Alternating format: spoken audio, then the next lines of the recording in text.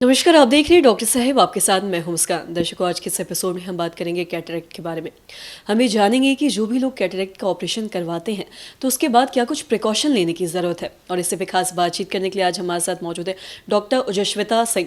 आपको बता दें कि ये बिहार की जानी मानी नेत्र रोग विशेषज्ञ हैं और साथ ही साथ ये NMCH में कार्यरत है। मैम नमस्कार, बहुत बहुत स्वागत है आपका। नमस्ते मुस्कान जी। मैम मैं आपसे जानना चाहूँगी कि अगर हम कैटरेक्ट की बात करें तो बहुत सारे लोग कैटरेक्ट का ऑपरेशन करवाते हैं, लेकिन उन्हें ये नहीं पता कि इसके ऑपरेशन के बाद क्या कुछ प्रिकॉशन लेने की ज़रूरत है। मैं आपसे जानना चाहूँगी इस चीज़ के बारे में विस्तार से। कैटरेक्ट सर्जरी कराने के बाद कुछ प्रिकॉशंस हैं, अगर पेशेंट्स लेते हैं तो उन्हें इन्फेक्शन नहीं होगा एंड लाइफ लॉन्ग उन्हें कोई प्रॉब्लम नहीं आएगी।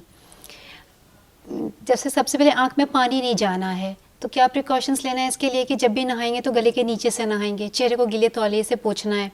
माथा 1 सप्ताह के बाद माथा पीछे करके बाल धोया जा सकता है।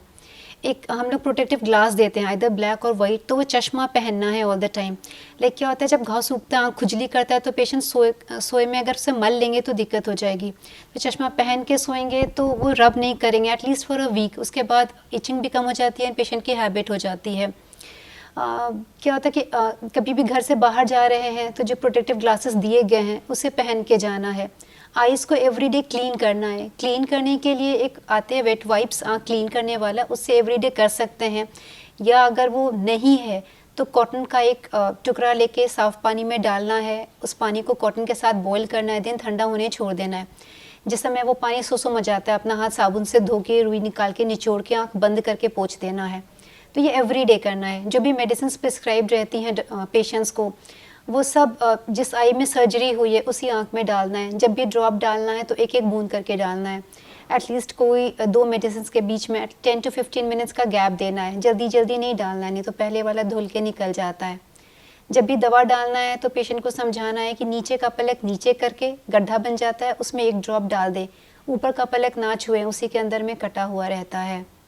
खाने पीने में है, जैसे जो डायबिटिक पेशेंट्स हैं वो अपना शुगर वेल कंट्रोल रखें, आँख को चोट से बचाएं।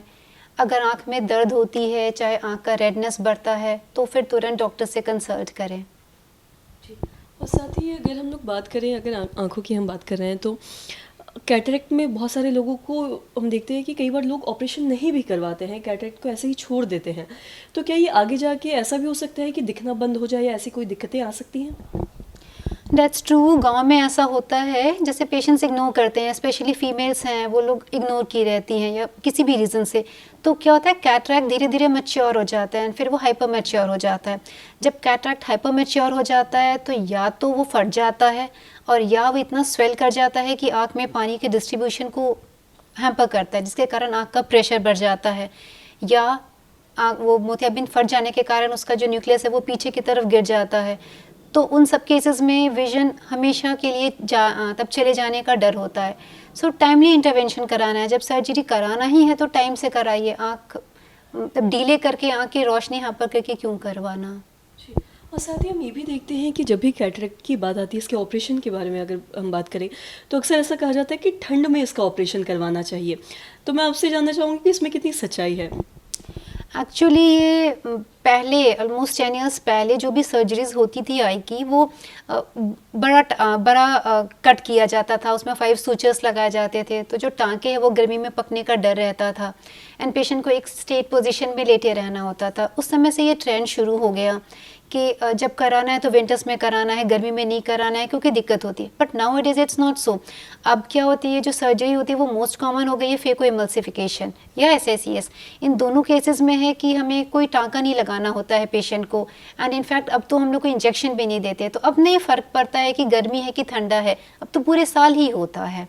बट हाँ, जो ओल्ड पेशेंट्स हैं वो ये अपने दिमाग में बिठा के रखे हुए हैं कि विंटर्स में कराना, बट इट्स अ मिथ। अब नहीं, वैसा बिल्कुल नहीं है। बहुत बहुत शुक्रिया तमाम जानकारी देने के लिए। तो आशा करते हैं दर्शकों की जो तमाम जानकारी है आपके लिए लाभदायक रही हो। तो आज की इस वीडियो में इतना ही। अगर आपने अब तक हमारे चैनल को सब्सक्राइब नहीं किया तो तुरंत कर ले, साथ ही हमारे फेसबुक पेज को लाइक करें। वीडियो देखने के लिए आपका धन्यवाद।